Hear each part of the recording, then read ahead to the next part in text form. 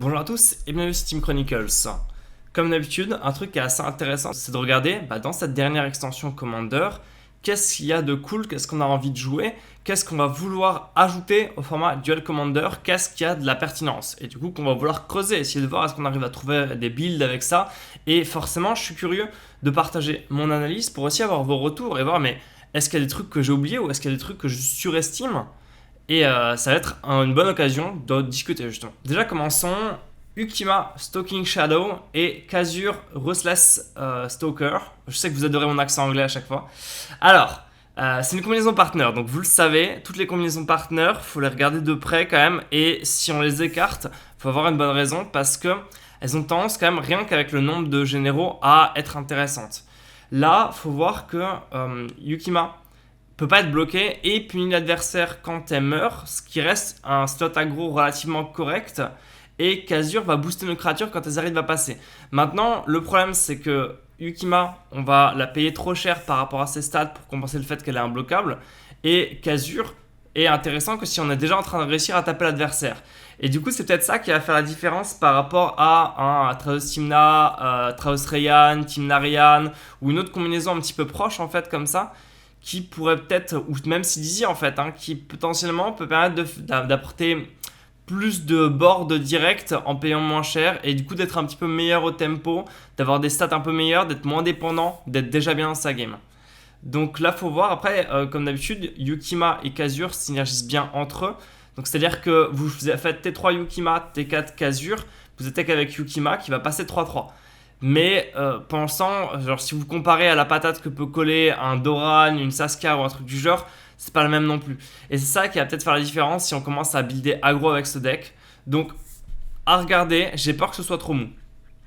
Ensuite, on va voir Zaxara, The Exemplary. Donc celle-là, ce qui est intéressant, c'est que on l'engage, on ajoute 2 mana qu'on veut d'une couleur, mais du coup ça fait mana infini avec Libérer du réel et Aura de Paiement.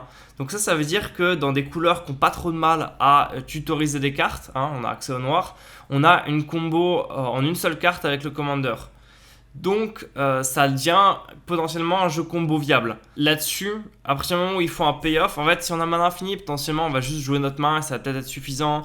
Et du coup dans un jeu qui serait contrôle, pourquoi pas quoi. Mais ça veut dire qu'en fait, contrairement à Traos Tymna, je dois aussi assembler deux cartes pour faire mana infini, mais après j'ai mon général qui fait la pioche et du coup qui va choper les bonnes cartes dans mon deck.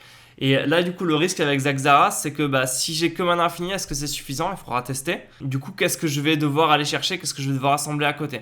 Donc je pense que ça vaut le coup de tester parce que le fait que ce soit une one card combo, quand même c'est prometteur. Ensuite on va avoir Yannick et Nikara. Donc là-dessus, ce qui est intéressant, c'est que Nikara en fait va nous récompenser en fait pour nos créatures qui meurent. Donc dans un Abzan aggro, ça pourrait avoir un sens. Là où Yannick va nous permettre d'en booster une quand elle arrive et de trigger la capacité de Nikara. Donc les deux synergisent bien encore une fois et les deux rentrent bien dans un build qui serait Abzan aggro où on pourrait se permettre du coup de jouer. En fait, ce qui est dommage, c'est que là-dessus, genre Isamaru par exemple, il permet de ne pas jouer de tour 1. Là où Yannick et Nikara en fait permettent juste de jouer moins de tours 3 et 4 qui sont déjà les meilleures cartes du deck généralement. Donc c'est un peu frustrant. Mais ça permet quand même des sorties à base de T1 Elf, T2 Nikara, T3 Yannick. Où en fait concrètement qu'est-ce que j'avais besoin d'avoir dans ma main pour faire une bonne sortie? C'était un Elf et des landes. Point. Et ça, c'est toujours un truc qui est très fort pour les combinaisons partners. Donc, est-ce que ce sera suffisant pour rentabiliser le fait de ne pas avoir un général qui colle une patate de ouf comme Doran, Anafenza, Tymnarian, Saskia ou même Ogak? Et ça va être un peu la question. C'est-à-dire que le format en ce moment est quand même à un tempo assez fort. Ça va vite, ça colle des patates assez énormes. Et du coup, est-ce qu'on a le temps de poser ce genre de 2-3-3 machin et de boulbouiter quand il y a des Ogak en face? Et du coup, c'est ça la question qui va surtout conditionner le choix de ce deck-là. Mais je pense que ça peut en tout cas se creuser, quoi. Ensuite, dans les généraux, on va voir Bralin et Shabraz, qui donnent un choix de plus du coup en Jeskai en termes de commander. On avait déjà genre Ruan, Chromichan, Narzet, Kikar.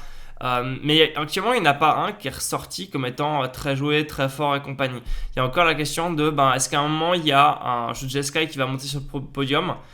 Là-dessus, c'est une combinaison partner où ils commencent tous les deux déjà 3-3 et ils se boostent rapidement. Et heureusement, parce que en fait, la problématique, c'est que 3-3 ça meurt sur foudre. Et du coup, quand vous payez 5 pour Shabrazz et il meurt sur foudre qui coûte 1, vous êtes vraiment loin en tempo. Et c'est ça vraiment qui est dommage avec Shabrazz. Là où un Ruan, bon, Ruan, du coup, faut trouver un moyen pour qu'il se fasse pas block, mais au moins il ne va pas mourir sur Bolt, quoi. Sur Bolt. Pareil pour Narzet, Chrome à la limite, enfin voilà. Donc ça va être un peu la problématique. Après, une fois qu'ils sont en jeu, ce qui est intéressant, c'est qu'ils peuvent peut-être venir rentabiliser des cartes assez intéressantes du bleu et du rouge, mais ces cartes-là sont plus intéressantes en multijoueur en fait. Je pense à tout ce qui est Windfall ou Roue de la Fortune, où ben, en multijoueur on est très content en fait, et on a des tonnes d'effets qui vont aller avec et le tempo le permet. Mais en 1v1, est-ce qu'on a vraiment envie de jouer une Roue de la Fortune et de rendre cette carte à l'adversaire? Et en plus, qu'est-ce qui se passe si notre général se fait tuer en réponse, quoi? On pourrait se retrouver vraiment dans la mouise. Donc, je suis pas convaincu, mais on sait jamais. Ensuite, on va voir Calamax. Et Calamax, pour le coup, je suis vraiment convaincu. Déjà, de base, il arrive 4-4. Donc, il va être très solide. Il va résister à Bolt. Il va pouvoir juste attaquer et booster des bons sorts déjà du bleu et du rouge, comme la foudre, comme réfléchir à 2 fois, comme opt. Donc, quand même des petits trucs comme ça. Foudre, vous allez coller 6, répartis un peu comme vous voulez, en 2 fois en tout cas. Ce qui est hyper fort. Réfléchir à 2 fois, d'un coup ça devient pour 2, de piocher 2. Opt, si on considère que le regard va peut-être vous permettre de virer une carte que vous n'auriez pas utilisée, c'est pratiquement Ancestral Recall quand c'est boosté avec Calamax. Ce qui est quand même à noter. Hein. Donc Calamax de base c'est très cool, mais en plus elle vient infini sur Jumelance en fait. Si votre adversaire joue un sort et en réponse vous faites Jumelance et vous copiez en fait la copie de Jumelance qui est offerte par Calamax, vous la mettez sur Jumelance, du coup vous commencez à faire une boucle de Jumelance qui s'accumule. À chaque fois que vous copiez un sort d'éphémère, vous mettez un marqueur plus 1 sur Calamax qui devient instantanément infini.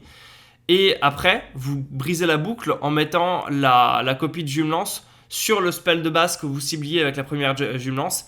Et c'est bon, la boucle est terminée et vous avez 2 exemplaires du sort adverse. Donc si c'était un removal, si c'était un blast, si machin, bon bah voilà, ça paraît quand même de potentiellement pas mal avoir de value en plus. Et une fois que vous avez un général infini, généralement finir la partie c'est pas le plus dur. Donc ça peut avoir un réel impact. Ensuite, Jirina Kudro, je pense que c'est pas mal aussi parce qu'elle arrive directement avec 2 body et elle booste tous vos humains. Et en fait, il y a beaucoup de bons humains dans ces couleurs en mode hate bear. Donc, tout ce qui est les Talia, Grand Abolisseur, Mère des Runes, il y en a beaucoup en fait qui sont d'une qualité vraiment assez correcte. Et ça permet potentiellement de faire genre T1 humain, T2 humain, T3 humain. Et T4, vous posez Jirina et c'est la PLS adverse. Et en fait, potentiellement, le fait qu'elle puisse revenir pour 6 quand même de manière assez safe, quoi. Et ramener encore des bodies, c'est assez cool. Et encore une fois, faire un gros bonus. Ensuite, hors Commander, on pourrait envisager genre Frontier ou Warmonger dans le jeu humain, justement. Ce qui est dommage, c'est que ça coûte autant que Jirina et qu'à 4, en fait, on a déjà des tonnes de trucs hyper forts. Et à 4, on veut que ça close la partie. Du coup, par rapport à un Armageddon ou un truc du genre, je suis pas convaincu. Mais ça reste un body 4-4 qui dit que, en l'occurrence, la plupart de vos créatures vont être imbloquables maintenant que c'est en jeu. Et dans pas mal de jeux aggro qui ont du mal en fait à faire les phases d'attaque et de bloc à la fin et à passer, c'est pas anodin non plus. Voilà, ensuite la série que tout le monde attend et où je pense qu'elle va être extrêmement forte, c'est la série de sorts qui se joue gratuitement si on contrôle notre commander. Donc là je parle de Deadly Relic, Obscuring Haze, Fierce Guardsmanship, Deflecting SWAT et Flawless Maneuver. Et bien sûr, plus un effet est classique du Duel Commander, plus il a de chance d'être joué. Donc je pense à Deadly Relic et Fierce Guardsmanship par exemple, qui sont typiquement des effets qu'on veut avoir dans le format et qui du coup vont être dans beaucoup de decks. Là où on va aller voir le plus, ça va être les decks qui ont quasiment tout le temps leur général sur table. Donc je pense à Ogak, aux combinaisons Partner, Travestimna, Kiresilas. On pourrait voir ça du coup éventuellement dans des généraux aggro aussi, donc je pense à tout ce qui est Isamaru, Kitéon, Karizev qui ont quand même souvent leur général sur la table et qui du coup peuvent peut-être se permettre justement de jouer ce genre de cartes là et d'en tirer avantage.